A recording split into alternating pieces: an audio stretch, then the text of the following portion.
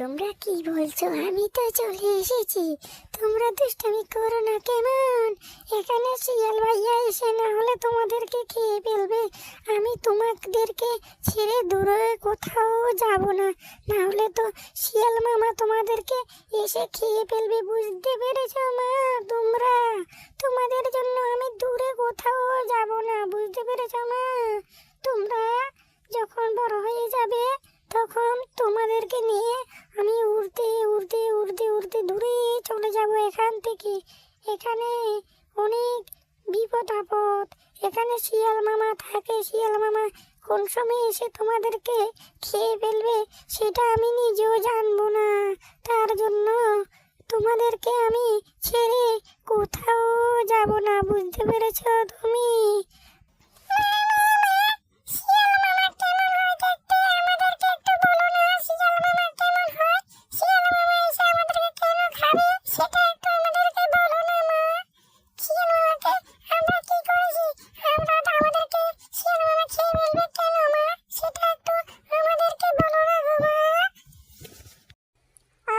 শিয়াল মামা বড় দুষ্ট, এর শরীর অনেক বড়।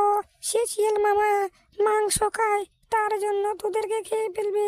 তোরা কোথায় গেলে আমার কথা না শুনে? সেটাই তো বুঝতে পারছি না। আরে আমার টুনিটা কোথায় চলে গেল? আবার কি কোথায় দিয়ে আমার টুনিটা চলে গেল?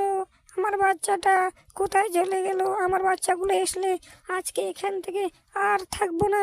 আমি আমার বাচ্চাদেরকে নিয়ে দূরে চলে যাব। আমার তো ভীষণ চিন্তা হচ্ছে, আমার বাচ্চারা সুরক্ষিত থাকবে কি না সেটাই চিন্তা করছি। আমার বাচ্চারা তোমরা সবাই চলে এসো, তাহলে আমরা এখান থেকে দূরে চলে যাব। এখানে আর থাকবো না। এখানে শিয়াল মামার ভয় বেশি, এখানে শিয়াল মামা খেয়ে ফেলতে পারে। তার জন্য বলছি কি, চলো আমরা সবাই এখান থেকে চলে যাব। এখানে কোন সময় শিয়াল মামা এসে আমাদেরকে খেয়ে ফেলবে তার কোনো জানি না। তার জন্য এখান থেকে আমরা পালিয়ে যাই।